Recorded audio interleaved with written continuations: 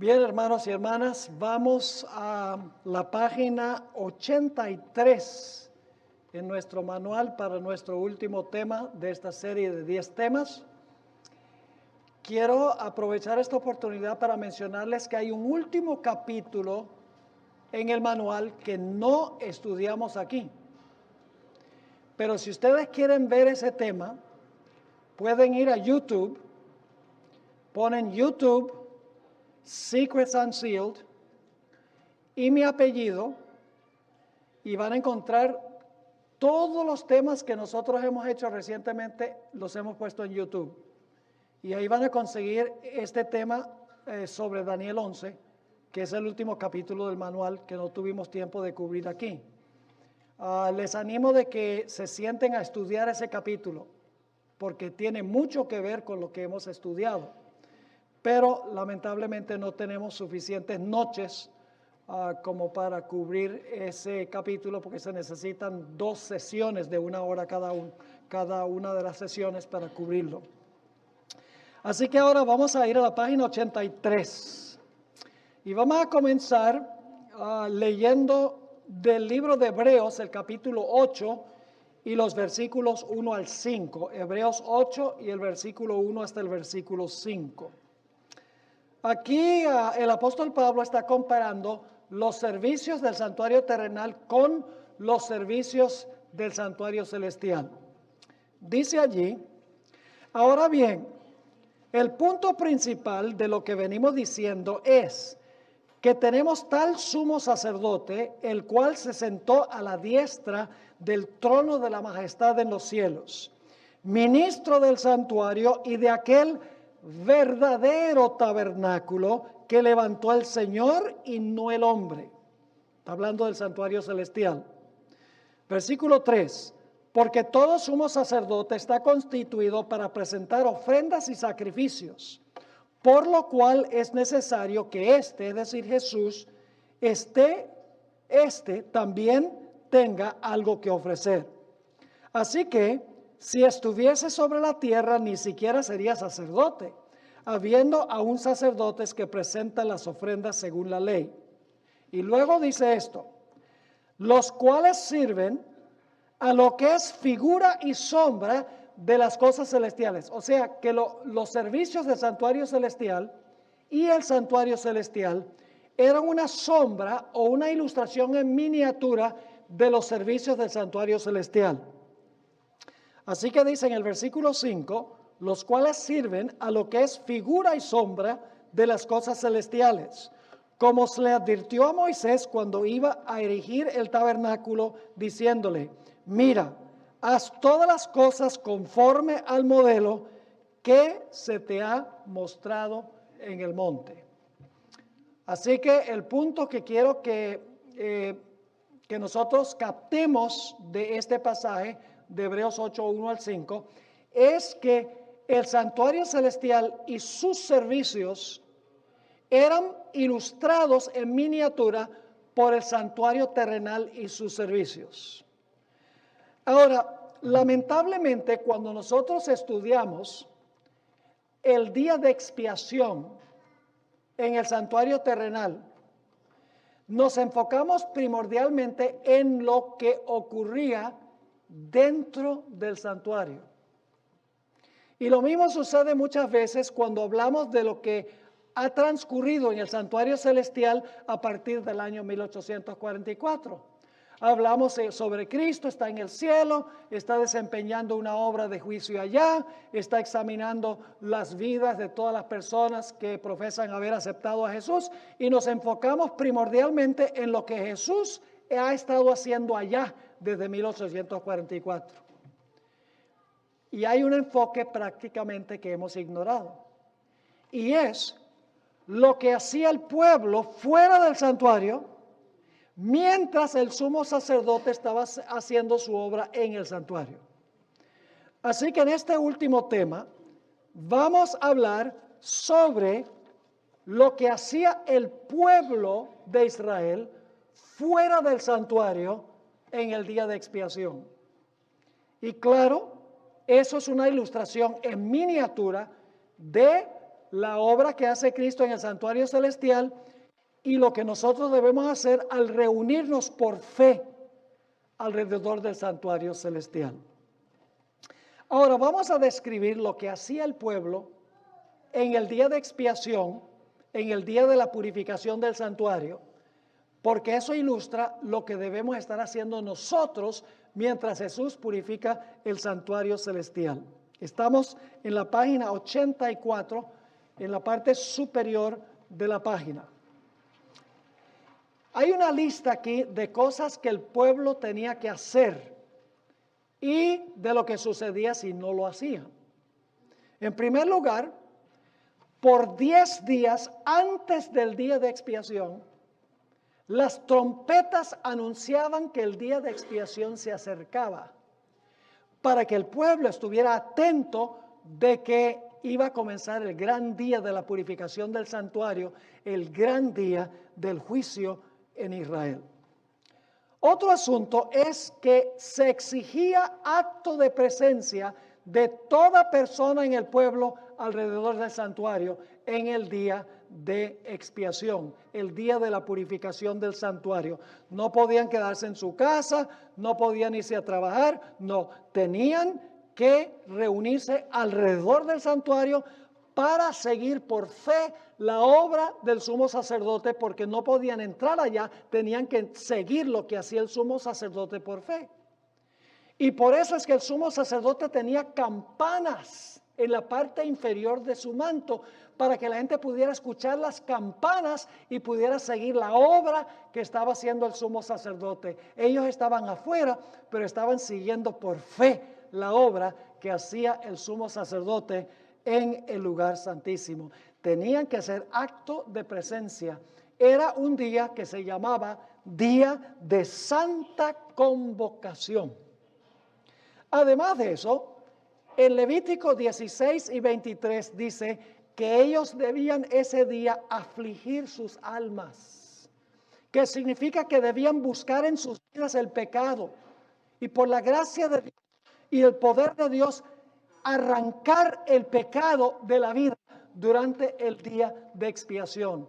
Debían, en otras palabras, afligir sus almas, reunirse alrededor del santuario, seguir por fe la obra del sumo sacerdote allí. Además de eso, la Biblia dice que ellos debían ayunar en el día de expiación. Ahora, ustedes dirán, pero Pastor Bor, está bien, nosotros entendemos que convocarnos alrededor del santuario celestial significa que nosotros hoy tenemos la mente allá. Entendemos que afligir el alma significa que nosotros debemos, por la gracia y el poder de Dios, buscar el pecado en nuestras vidas y por su poder sacar el pecado de nuestras vidas. Entendemos perfectamente que las trompetas han anunciado que estamos en el gran día de expiación, pero pastor, ¿cómo dice usted que en el día de expiación el pueblo de Israel ayunaba? ¿Acaso nosotros entonces tenemos que ayunar desde el año 1844 en adelante? No. Tenemos que entender qué es ayuno. Para nosotros ayuno significa dejar de comer, que no está mala la idea de vez en cuando. Pero la Biblia define el ayuno y el espíritu de profecía en dos maneras. En el libro Consejos sobre el régimen alimenticio, página 223, la sierva de Dios explica lo que es el verdadero ayuno. El ayuno verdadero, que debiera recomendarse a todos, es la abstinencia de toda clase de alimento estimulante. Y eso incluye el café. Hoy en día hay muchos adventistas adictos al café, frío y caliente. Así que dice, el ayuno verdadero que debiera recomendarse a todos es la abstinencia de toda clase de alimento estimulante y el consumo apropiado de alimentos sencillos que Dios ha provisto en abundancia. ¿Saben ustedes cuál es el propósito de la Reforma Pro Salud? El propósito de la Reforma Pro Salud no es que uno viva más años libre de cáncer. Ese no es el propósito principal. El propósito principal es tener una mente clara para poder seguir lo que hace Jesús en el santuario y para tener suficientes fuerzas mentales para vencer el pecado. Ese es el propósito de la reforma pro salud. Y la sierva de Dios lo define como abstenerse de alimentos estimulantes y consumir apropiadamente los alimentos sencillos que Dios ha provisto en abundancia. Yo pregunto, ¿esa clase de ayuno la podemos practicar desde 1844 en adelante? Claro que sí. Ahora, hay otra definición del ayuno que da la Biblia. Isaías 58 y el versículo 5 al 7. Isaías 58 y el versículo 5 al 7. Dios está hablando aquí y dice, es tal el ayuno que yo escogí, que de día aflija el hombre su alma, que incline su cabeza como junco y haga cama de silicio y de ceniza. ¿Llamaréis esto ayuno y día agradable a Jehová? Y ahora va a definir lo que es el ayuno. No es más bien el ayuno que yo escogí, desatar las ligaduras de impiedad, soltar las cargas de opresión y dejar ir libres a los quebrantados, y que rompáis todo yugo. No es que partas tu pan con el hambriento y a los pobres errantes albergues en casa, y cuando veas al desnudo lo cubras y no te escondas de tu hermano. Piedad práctica, mis hermanos y hermanas, se define como ayuno en la Biblia. Y abstenerse de alimentos estimulantes y participar de alimentos que son nutritivos, que Dios dio para que comiésemos. En el día de expiación también la gente no podía hacer trabajo servil. Y a algunos les gustaría eso, dice, entonces desde 1844 no hay que trabajar, gloria a Dios. Pero eso no es lo que quiere decir. La razón por la cual Israel no podía irse a trabajar es porque tenían que estar allí alrededor del santuario meditando en lo que estaba pasando allí. Así que si nosotros tenemos algún trabajo que distrae nuestra mente de tener el enfoque allí, debemos poner en orden nuestras prioridades. Porque lo más importante es tener la mente en lo que Jesús está haciendo allí. En cortas cuentas, hermanos y hermanas, mientras Jesús estaba borrando los pecados de Israel del santuario, el pueblo debía estar borrando los pecados de su vida, porque el sumo sacerdote no borraba nada del santuario que no había sido borrado de la vida.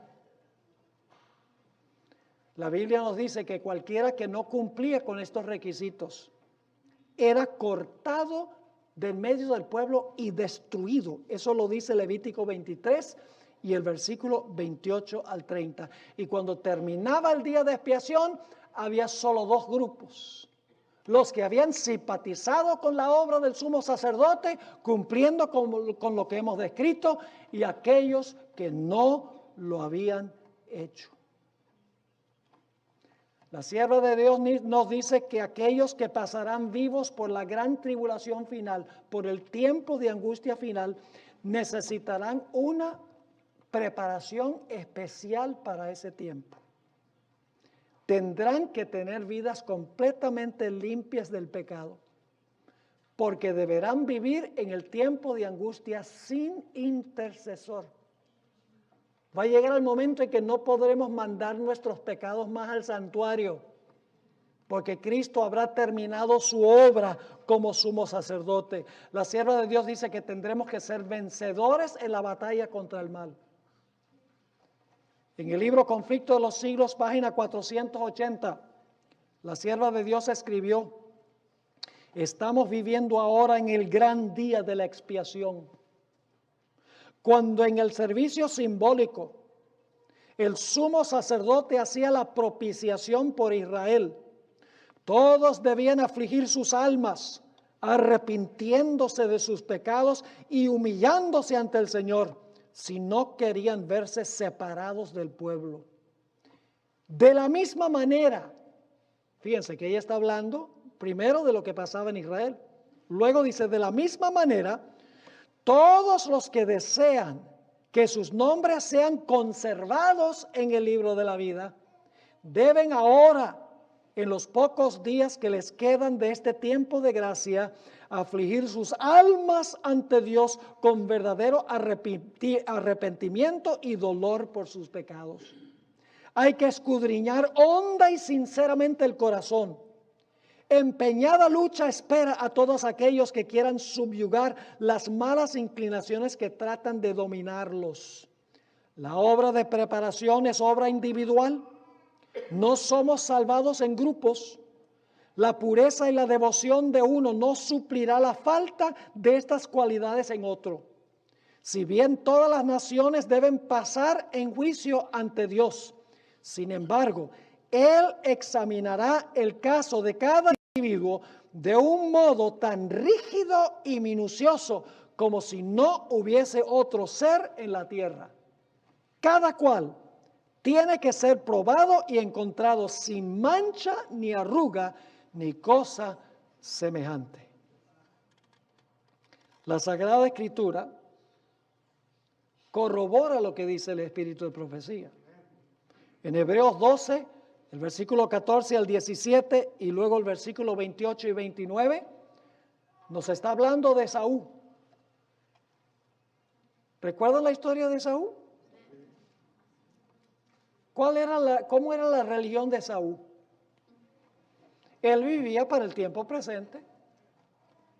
Regresa con hambre del campo y ve que su hermano Jacob ha preparado esta sopa de lentejas. Dice, wow, eso huele a bueno. Y le dice a Jacob, dame de eso. Y claro, Jacob hizo lo que no debía. Le dijo, bueno, si me vendes la primogenitura, dicho sea de paso, el primogénito iba a ser progenitor del Mesías. Tremendo privilegio. Iba a ser del linaje que iba a llevar al Mesías. Y Esaú dice, a mí que me interesa la primogenitura, lo que me interesa es barriga llena, corazón contento. Vivía solo para el tiempo presente, para el placer presente. Vendió su alma, su vida eterna, por tener algo inmediato aquí. Ahora fíjense lo que dice en Hebreos 12, 14 al 17. Seguid la paz con todos y la santidad, sin la cual nadie verá al Señor. ¿Qué dice? ¿La qué? Hermanos y hermanas, se habla mucho en la Iglesia Adventista del Perdón, se habla muy poco de santidad. Sin santidad nadie ¿qué? Nadie verá al Señor. Bienaventurados los de limpio corazón, porque ellos ¿qué? Verán a Dios. Y sabes, si el corazón es limpio, está limpio, las palabras también, porque de la abundancia del corazón habla la boca. Sigue diciendo, mirad bien, no sea que alguno deje de alcanzar la gracia de Dios, que brotando alguna raíz de amargura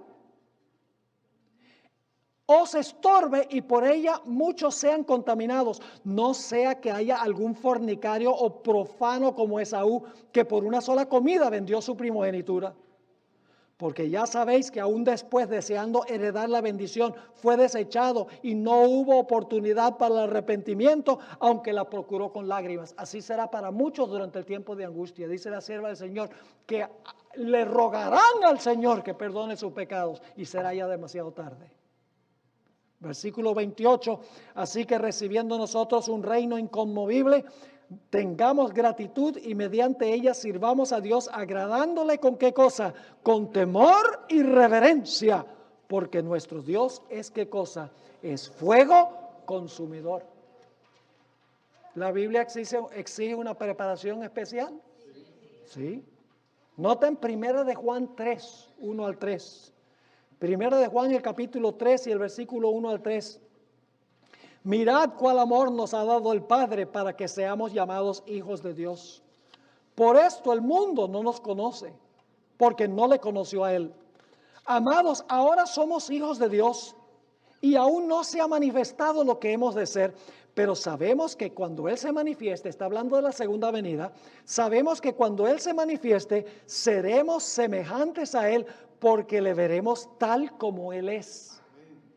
Ahora, a la luz de este gran evento, la segunda venida de Jesús, ¿qué debemos estar haciendo nosotros? Dice, y todo aquel que tiene esta esperanza en Él, se purifica a sí mismo, así como Él es puro. Y ya mencioné Mateo 5:8, bienaventurados los de limpio corazón, porque ellos verán a Dios. Tito 2:11 al 14. Hoy en día se habla mucho de la gracia de Dios. Y no creo que sea malo hablar de la gracia de Dios. La gracia de Dios significa favor inmerecido. Ninguno de nosotros merecemos la salvación. Hay que hablar mucho de la gracia de Dios. Pero la gracia de Dios nos enseña algo. Y si no aprendemos lo que nos enseña la gracia de Dios, tenemos un evangelio incompleto. Noten Tito 2, versículo 11. Porque la gracia de Dios se ha manifestado para salvación a todos los hombres, enseñándonos. ¿Qué hace la gracia de Dios? Nos enseña. La gracia de Dios nos enseña. ¿Qué nos enseña la gracia de Dios? Enseñándonos que, renunciando a la impiedad y a los deseos mundanos, vivamos en este siglo sobria, justa y piadosamente. ¿Qué nos enseña la gracia? Que debemos renunciar a la impiedad, a los deseos mundanos, y debemos vivir una vida sobria, justa y piadosa. ¿Y por qué? Versículo 13, aguardando la esperanza bienaventurada y la manifestación gloriosa de nuestro gran Dios y Salvador Jesucristo, quien se dio a sí mismo por nosotros para redimirnos de toda iniquidad. Ahora escuchen qué más. Y purificar para sí un pueblo propio, celoso de buenas obras. Para purificarnos. Y para que seamos un pueblo que produce, ¿qué cosa? Buenas obras. Ahora vamos a la página 87. Ustedes pueden leer estas dos citas del Espíritu de Profecía. Son poderosas esas citas, pero están en el manual. Ustedes las pueden leer. Vamos a la página 87. Vamos a leer Apocalipsis 6, 14 al 16. Este pasaje está describiendo la segunda venida de Cristo. Dice allí, y el cielo se desvaneció como un pergamino que se enrolla, y todo monte y toda isla se removió de su lugar. Y los reyes de la tierra y los grandes, los ricos, los capitanes, los poderosos y todo siervo y todo libre se escondieron en las cuevas y entre las peñas de los montes y decían a los montes y a las peñas, caed sobre nosotros y escondednos del rostro de aquel que está sentado sobre el trono y de la ira del Cordero. Ahora lo interesante es que este pasaje termina con una pregunta. Una pregunta muy significativa. Y la vamos a encontrar en otros textos bíblicos también. ¿Cuál es la pregunta con que termina este pasaje sobre la segunda venida? Termina diciendo, porque el gran día de su ira ha llegado. ¿Y cuál es el gran día de su ira? Acabamos de leerlo, ¿verdad? La segunda venida de Jesús. Porque el gran día de su ira ha llegado. ¿Y quién podrá sostenerse en pie? Otras versiones dicen, ¿quién podrá estar firme? Ahora permítanme explicarles qué significa esa palabra, estar firme, en el idioma griego. Vamos a mirar otros textos. Marcos 3, 24 y 25 dice que un reino dividido contra sí mismo no puede permanecer. Es decir, va a caer, ¿verdad que sí? En Juan 8:44 dice que Satanás al principio no permaneció en la verdad, es decir, cayó de la verdad. En 1 Corintios 10:12 dice, el que crea estar firme, mire que no caiga. Esa palabra caiga es la misma. ¿Quién podrá estar firme? Aunque se traduce caiga. Efesios 6, 11 al 13 dice, vestidos de toda la armadura de Dios para que podáis estar firmes. Esa es la misma palabra. Contra las acechanzas del diablo. Porque no tenemos lucha contra sangre y carne, sino contra principados, contra potestades, contra los gobernadores de las tinieblas de este siglo, contra huestes espirituales de maldad en las regiones celestiales. Por tanto, tomad toda la armadura de Dios para que podáis resistir en el día malo y habiendo acabado todo, ¿qué cosa? Estar firmes. La misma palabra que encontramos en Apocalipsis 6:17. Según de Timoteo 2:19 usa la misma palabra, pero el fundamento de Dios está firme, teniendo este sello. Conoce el Señor a los que son suyos y apártese de iniquidad todo aquel que invoca el nombre de Cristo. Eso es estar firme. Y luego Lucas 21:36 usa la misma palabra, estar firme, en relación con la segunda venida. Dice Jesús, velad pues en todo tiempo, orando que seáis tenidos por dignos de escapar todas estas cosas que vendrán, porque acaba de dar las señales de la segunda venida, y de estar en pie delante del Hijo del Hombre. Entonces, ¿qué significa la pregunta? ¿Quién no caerá? ¿Quién se mantendrá qué? Firme cuando el Señor Jesucristo venga. ¿A dónde esperarían conseguir la respuesta a esa pregunta? En el siguiente versículo. ¿Saben quiénes se van a mantener firmes? Los 144,000 sellados. Vamos a Apocalipsis 7:1, 1 al 4. Después que hace la pregunta, ahora vienen los 144,000 sellados. Dice: después de esto vi a 4 ángeles en pie sobre los 4 ángulos de la tierra, que detenían los 4 vientos de la tierra para que no soplase viento alguno sobre la tierra, ni sobre el mar, ni sobre ningún árbol. Vi también a otro ángel que subía de donde sale el sol y tenía el sello del Dios vivo. Y clamó a gran voz a los 4 ángeles a quienes se les había dado el poder de hacer daño a la tierra y al mar, diciendo: no hagáis daño a la tierra, ni al mar, ni a los árboles, hasta que hayamos sellado en sus frentes a los siervos de nuestro Dios. Y oí el número de los sellados, 144,000 sellados de todas las tribus de los hijos de Israel. ¿Quiénes son los que se van a mantener firmes? Los 144,000 sellados. Y ustedes dicen, ¿quiénes son los 144,000? Primero déjeme decir, yo creo que el número es simbólico. Creo que hay razones por las cuales debemos entender que el número es simbólico. Pero eso no es lo más importante. Lo más importante es que si estamos vivos cuando Cristo venga, que estemos en ese grupo, porque ese es el grupo de los que van a estar vivos. Y que estemos sellados. Ya cuando lleguemos al cielo vamos a saber si fue literal o no. Pero si no llegamos ahí, de nada vale saber si el número es literal o no. Aunque yo creo que hay razón para creer que es simbólico. Pero no es el punto importante. El punto importante es estar sellado. Ahora, ¿saben de dónde viene esta escena? De colocar el sello sobre la frente de aquello que de aquellas personas que menciona Apocalipsis 7, 1 al 4. Esto viene de Ezequiel, el capítulo 9. No vamos a ir allí, pero ustedes tienen un parrafito chiquito. En Ezequiel, el capítulo 9, 8 y 9, se describen las abominaciones que se estaban cometiendo entre el pueblo profeso de Dios en Jerusalén. Abominaciones, se usa la palabra abominaciones. En el capítulo 8, Dios le mostraba a Ezequiel una abominación que estaba cometiendo los que decían ser pueblo de Dios. Y Ezequiel decía, wow, eso está terrible, Señor. Dios dice, eso no es nada, te mostraré abominaciones mayores que estas. Y luego le muestra otra.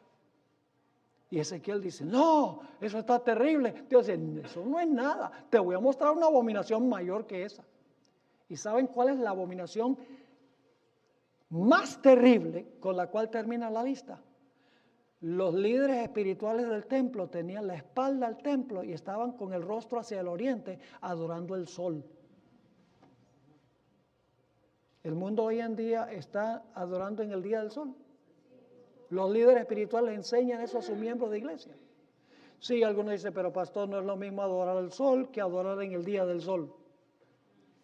Sí, es lo mismo, en principio. Yo les pregunto, ¿quién creó el sol? Dios. ¿Lo creó para la adoración? Entonces, ¿qué sucede si usted lo convierte en un objeto de adoración? ¿Cómo se llama eso? Idolatría. ¿Quién creó el primer día de la semana? ¿Lo creó para la adoración? ¿Qué pasa si usted lo convierte en un día de adoración? Es idolatría. Por eso la hermana White repetidas veces en sus escritos se refiere al domingo como el sábado ídolo, the idol Sabbath, porque es algo que el hombre creó para la adoración. Es un ídolo ideológico, no un objeto, un día. Así que en Ezequiel el capítulo 9 dice que el pueblo, casi todo el pueblo estaba en apostasía, cometiendo abominaciones, pero dice que había un grupito pequeño y se dio una orden: pon una marca en las frentes de todos los que claman y gimen por las abominaciones que se cometen entre el pueblo de Dios. ¿Eso se aplicaría hoy también?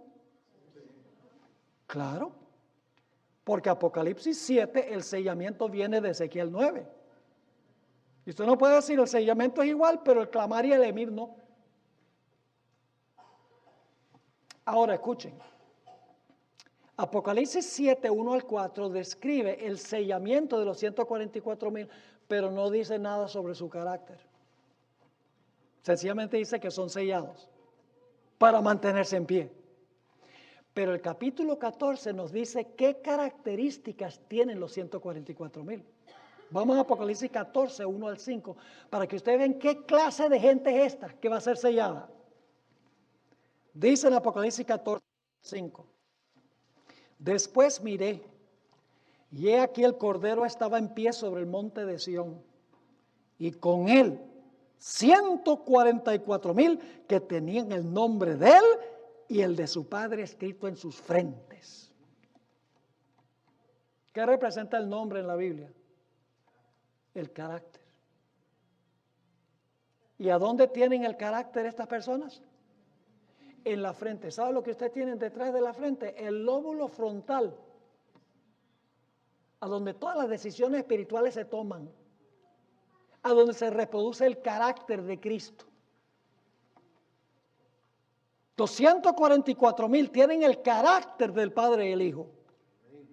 Sigue diciendo en el versículo 2, y oí una voz del cielo como estruendo de muchas aguas y como sonido de un gran trueno, y la voz que oí era como de arpistas que tocaban sus arpas y cantaban un cántico nuevo delante del trono y delante de los 4 seres vivientes y de los ancianos, y nadie podía aprender el cántico sino aquellos 144,000 que fueron redimidos de entre los de la tierra.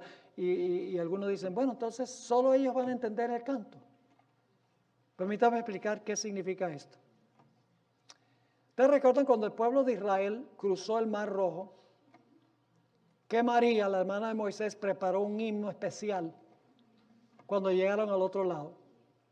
Ese himno se encuentra en Éxodo del capítulo 15, un himno espectacular sobre cómo Dios los libró de los egipcios y ahogó a los egipcios en el Mar Rojo. Ahora yo pregunto, ¿ustedes creen que si alguien le pusiera música a ese himno hoy en día, nosotros podríamos cantar las palabras de ese himno? Sí. Pero nosotros podemos cantar ese himno como lo cantó Israel. ¿Por qué? Porque nosotros no tuvimos esa experiencia. No significa que este himno que cantan los 144,000 no lo van a poder entender las otras personas, pero no lo van a poder cantar como lo cantan ellos, porque esta es la canción de la experiencia de ellos. Ellos pasaron por el tiempo de angustia. Entenderemos lo que cantan, pero no entenderemos la experiencia. Déjenme darles una ilustración. Ustedes saben que en los Estados Unidos por muchos años hubo esclavitud. Traían a las personas de color de África y servían como esclavos. Y ellos escribieron, en su esclavitud, escribieron muchos Negro spirituals, himnos. Uno de esos himnos es Swing Low, Sweet Chariot, coming for to carry me home. Porque ellos anhelaban que Jesús viniera con su carruaje para recogerlos, se acabara la esclavitud. Yo he escuchado cuarteto de gente de color cantando ese himno, Swing Low, Sweet Chariot, y he escuchado un cuarteto de gente blanca cantándolo, y la gente blanca ni se compara con el cuarteto de los negros. ¿Por qué? Porque el cuarteto de gente negra está cantando el canto de su experiencia. Los blancos nunca fueron esclavos. Eso es lo que significa, cantan un cántico nuevo. No significa que todos no lo van a entender, sino todos no lo van a poder cantar con la misma expresión. Porque es el himno de su liberación del decreto de muerte. Sigue diciendo, versículo 4, estos son los que no se contaminaron con mujeres. Ay, ay, ay, si están casados, no pueden estar en ese grupo. No, eso no es lo que quiere decir. Yo pregunto, ¿el matrimonio contamina? No. ¿Qué es lo que contamina? Lo que contamina es cuando usted está casado y se va con otra. Esto lo que quiere decir es, escuchen bien, que los 144,000 estaban casados con Cristo y no se contaminaron con las iglesias, con las mujeres apóstatas, con las iglesias apóstatas. No le jugaron sucio a Jesús. ¿Me están entendiendo? Fueron fieles a la iglesia remanente, a la teología de la iglesia remanente. Dice, no se contaminaron con mujeres, pues son vírgenes. Estos son los que siguen al Cordero por donde quiera que va. Estos fueron redimidos de entre los hombres como primicias para Dios y para el Cordero. Y en sus bocas no fue hallada mentira, porque el corazón está limpio. De la abundancia del corazón habla la boca. No fue hallada mentira, pues son sin mancha delante del trono de Dios. Tal es el carácter de la generación final. Ahora escuchen. Apocalipsis 6 no es el único lugar donde se hace esa pregunta. En Joel, el capítulo 2, y el versículo 1 al 10, no tenemos tiempo de leer todos esos versículos, pero esos versículos están describiendo la segunda venida de Cristo. Joel 2, 1 al 10. En el versículo 11 culmina la escena de la segunda venida de Jesús. Y fíjense lo que dice el versículo 11. Y Jehová dará su orden delante de su ejército. ¿Sí? Jehová viene con su ejército. Esta es la escena de Apocalipsis 19, donde Jesús está sentado en un caballo blanco y los ejércitos celestiales vienen con él. Dice, porque muy grande es su campamento, fuerte es el que ejecuta su orden, porque grande es el día de Jehová y muy terrible. ¿Quién podrá soportarlo? ¿Se parece esa pregunta? ¿Dónde esperarían conseguir la respuesta? ¿Qué les parece el siguiente versículo? Ahora, quiero que noten que del versículo 12 al versículo 17, del versículo 12 al 17, se está describiendo el día de expiación. ¿Y qué debe hacer el pueblo durante el día de expiación? Ustedes van a ver las características, habla del ayuno, habla de la aflicción del alma, habla del sonido de las trompetas, habla de todos los detalles. Es decir, la pregunta, grande es el día de Jehová y muy terrible, ¿quién podrá soportarlo?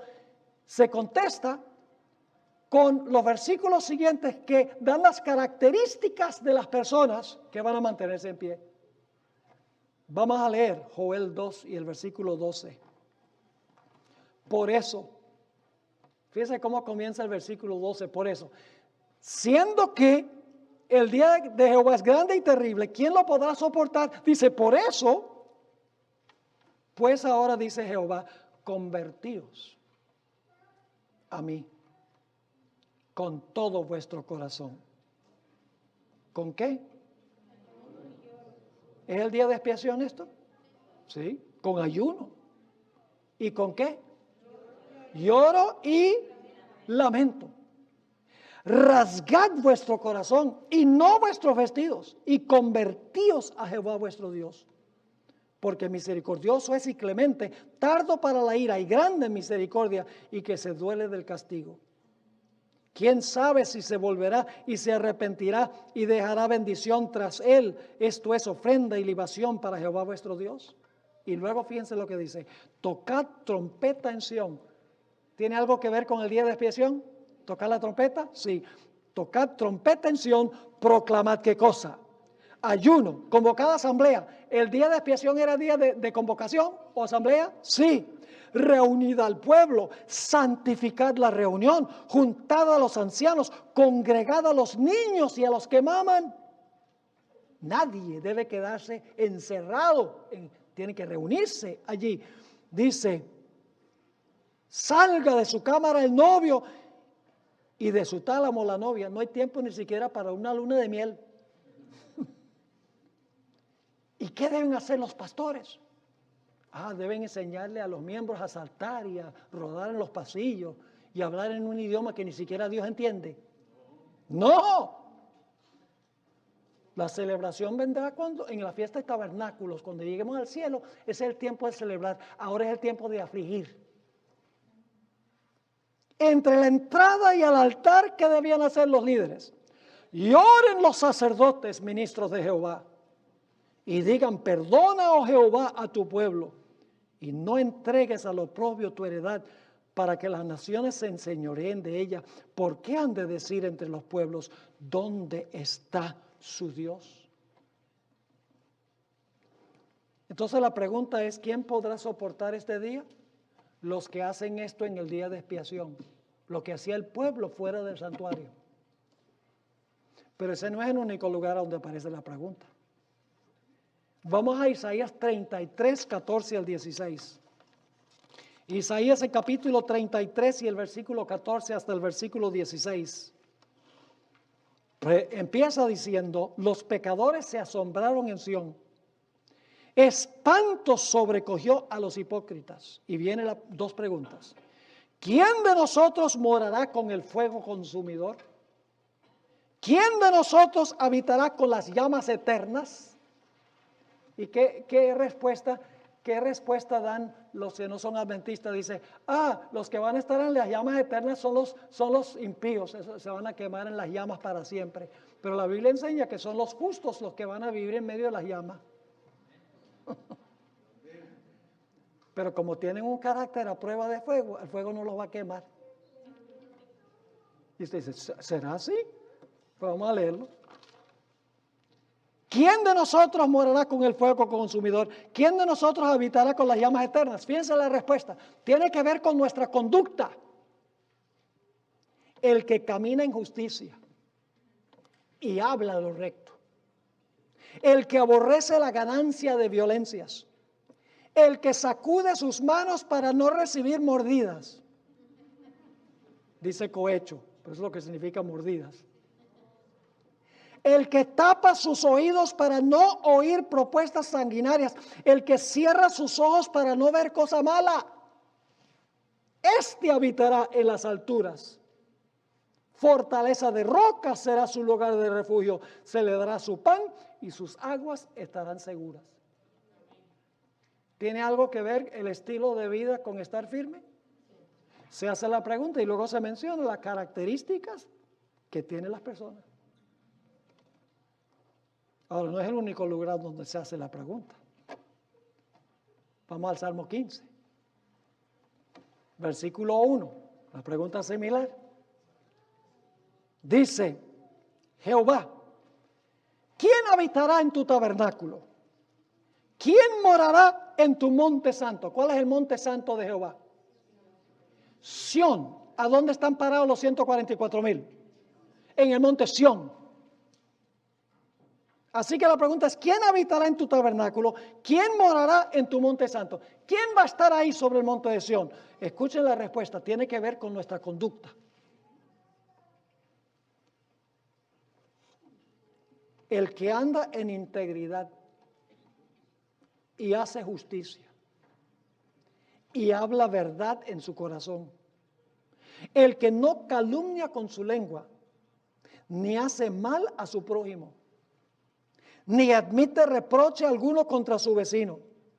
Aquel a cuyos ojos el vil es menospreciado, pero honra a los que temen a Jehová. El que aún jurando en daño suyo, por eso cambia. Quien su dinero no dio a usura, es decir, no cobra un interés exorbitante para sacarle ventaja a otros, ni contra el inocente admitió cohecho. Y ahora escuchen, el que hace estas cosas no resbalará jamás, es decir, no va a caer. Pero ese no es el único lugar donde se hace la pregunta. ¿Están viendo la conexión entre todos estos textos? Y la clase de persona que va a estar en ese grupo. Hermanos y hermanas, debemos hablar sobre la gracia de Dios y el perdón de Dios, que es maravilloso. Pero cuando nosotros entendemos que lo que cuesta el perdón, lo que le costó a Jesús, cómo Jesús se duele cuando pecamos, no vamos a querer seguir pecando. Salmo 24. Este es el último pasaje que vamos a mirar, el Salmo 24. Este himno se cantó por primera vez cuando Jesús ascendió al cielo. Pueden leerlo en las últimas 3 páginas del Deseado de todas las gentes. Estaban ahí reunidos en el cielo Dios el Padre. Estaban reunidos los querubines y los serafines. Estaban los representantes de los mundos que nunca pecaron. Estaba presente el Espíritu Santo allí. Y toda la hueste angélica fue enviada por el Padre a la tierra para recoger a Jesús y llevárselo al cielo en la ascensión. Y cuando Jesús va ascendiendo al cielo, ustedes pueden leer la emocionante descripción en el Deseado de todas las gentes, encontramos que se canta este himno, pero quiero que noten en el versículo 3 que se hace una pregunta. ¿Quién subirá al monte de Jehová? ¿Y quién estará en su lugar santo? Aquí viene la respuesta, versículos 4 al 6. El limpio de manos y puro de corazón. El que no ha elevado su alma a cosas vanas ni jurado con engaño. Él recibirá bendición de Jehová y justicia del Dios de la salvación. Tal es la generación de los que le buscan, de los que buscan su rostro, oh Dios de Jacob. ¿Ven la pregunta y el carácter de las personas que estarán allí? Y luego entonces, en los versículos 7 al 10, después que hace la pregunta, ¿quién subirá al monte de Jehová y quién estará en su lugar santo? Y después de dar la respuesta, describiendo la conducta de las personas que van a estar allí, entonces se canta este himno que cantaron los ángeles en forma antifonal cuando Jesús estaba ascendiendo al cielo.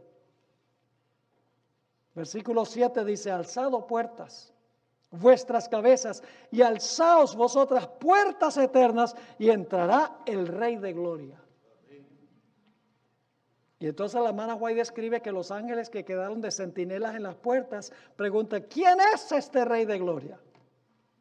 Y los ángeles que vienen con Jesús dicen: Jehová el fuerte y valiente, Jehová el poderoso en batalla.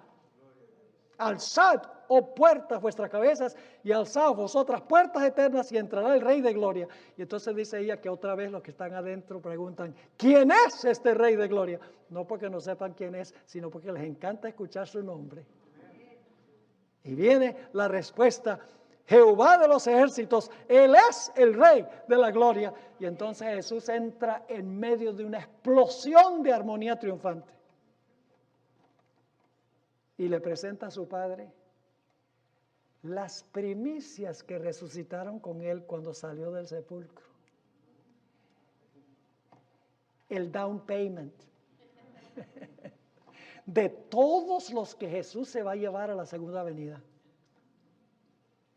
Ahora escuchen bien. Esta escena se va a repetir muy pronto. Nuevamente Jesús va a descender del cielo con todos los santos ángeles, enviado por el Padre acá. En el cielo quedará el Padre. Y yo sé que se ha dicho mucho que el Padre viene con Jesús a la segunda venida. Eso no es cierto. Se lo voy a comprobar con la Biblia y con el Espíritu de Profecía. El Padre permanece en el cielo. Allá van a estar los querubines y los serafines. Allá van a estar los representantes de los mundos que nunca pecaron, esperando el regreso de Jesús, los ángeles, con todo el resto de los redimidos. Y cuando Jesús recoja a sus fieles, los vivos que permanecieron fieles y los que murieron en Cristo, arrebatados en las nubes para unirse con Jesús, empieza el viaje de regreso al cielo y nuevamente se va a cantar este himno. Y los que van con Jesús tienen las características que leímos en el Salmo 24. Y entonces el Señor Jesucristo entrará nuevamente por las puertas a la ciudad con todos los redimidos y le presentará a todos los redimidos a su Padre y le va a decir: Padre, aquí están los que tú me mandaste a rescatar. Wow. En Hechos 3, versículo 20 dice que el Padre va a enviar a Jesús en la segunda venida. Y escuchen esta cita del Espíritu de Profecía. Se encuentra en el Comentario Bíblico Adventista, tomo 7a. Dice la sierva del Señor: el sacrificio de nuestro Salvador ha hecho amplia provisión para cada alma arrepentida y creyente. Somos salvos porque Dios ama lo que ha sido comprado por la sangre de Cristo. Y no solo perdonará al pecador que se arrepiente, no solo le permitirá entrar al cielo, sino que Él, el Padre de la misericordia, aguardará en los mismos portales del cielo para darnos una abundante bienvenida a las mansiones de los bienaventurados. El Padre va a estar esperando en la puerta que lleguen allá todos los redimidos. Solo resta preguntar: ¿vamos a estar nosotros ahí? ¿O vamos a permitir que la poca cosa que tenemos en este mundo sea un estorbo? Ya sea bienes materiales, ya sea un hábito acariciado. Hay poder para vencer todo pecado. Tenemos que reclamar el poder. Hoy en día se ha vuelto común decir: no, pero vamos a estar pecando hasta que Cristo venga. Porque es que la carne es débil. Escuchen bien. Cuando usted justifica el pecado porque dice que la carne es débil, usted no está diciendo que la carne es débil, usted está diciendo que Dios no es fuerte. Porque usted está diciendo: mi carne es tan débil que ni siquiera un Dios poderoso me puede dar la victoria.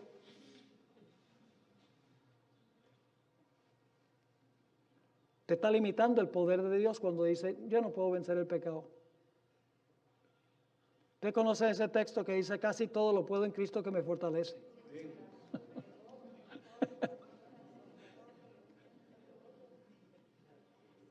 ¿Qué significa todo? Todo menos el pecado. No, todo.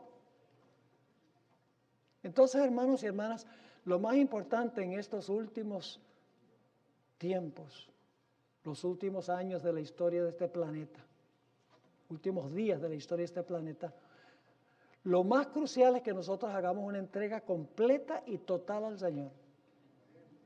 Pongamos todo sobre el altar del sacrificio. Nuestros talentos, nuestro tiempo, nuestras posesiones, que todo lo pongamos a disposición del Señor. Y que proclamemos este mensaje al mundo. El mundo está hambriento y sediento por algo mejor. ¿De qué vale que el hombre gane todo el mundo y pierda su alma? ¿Qué dará el hombre en cambio de su alma? Usted no le puede decir, Señor Jesús, yo te doy mi casa y mi carro y mi dinero y tú me das la salvación. La salvación viene solamente a través de Cristo Jesús. Y cuando vemos lo terrible que es el pecado, lo que le causó a Jesús, cuando lo vemos clamando, Dios mío, ¿por qué me has desamparado? Cuando lo vemos sudando gotas de sangre, le preguntamos a Jesús, Jesús, ¿y por qué te pasó eso? Por los pecados tuyos. Es mirando a Jesús como vencemos el pecado. No mirando al otro compañero que está al lado que come carne. Esa es la tendencia es a juzgar a otros. Ese come carne y yo no. Yo estoy más preparado para ir al cielo que él. No estoy diciendo que debemos comer carne. Pero lo que estoy diciendo es que nosotros tenemos tanta necesidad de luchar con los problemas que tenemos nosotros que no tenemos tiempo para estar criticando a otros. Dios quiera que al terminar esta serie, mis hermanos y hermanas, nos consagremos sin reservas al Señor y nos comprometamos a compartir con las personas con quienes entramos en contacto las gloriosas nuevas de la salvación en Cristo Jesús. ¿Ustedes quieren aceptar ese desafío? ¿Quieren ponerse de pie si quieren aceptar ese desafío en esta noche? Gloria a Dios. Recuerden, no tengan miedo de hablar a otros. Todo lo puedo en Cristo que me fortalece. Él nos va a dar palabra para hablar, si nosotros se lo pedimos. Oremos. Padre Celestial, gracias te damos por habernos permitido tener esta serie. Gracias porque tenemos un mediador en el cielo que no ha perdido ni un solo caso. Nos encomendamos a Jesús, pidiendo que Él nos represente, que Él tome nuestro lugar, que Él sea nuestro mediador, nuestro intercesor, nuestro abogado. Y Señor, que el Señor Jesucristo derrame con poder el Espíritu Santo en nuestra vida para poder vivir una vida en armonía con tu voluntad. No para ganar la salvación, sino porque odiamos el pecado y queremos ser como Jesús. Gracias, Padre, por habernos acompañado. Gracias por bendecir a las iglesias representadas aquí. Te ruego que nos lleves de regreso a nuestras iglesias para que por el poder del Espíritu Santo las iglesias se despierten y proclamen el mensaje para este tiempo. Gracias, Padre, por escuchar nuestra oración. Te lo imploramos en el precioso nombre de Cristo, nuestro Salvador. Amén.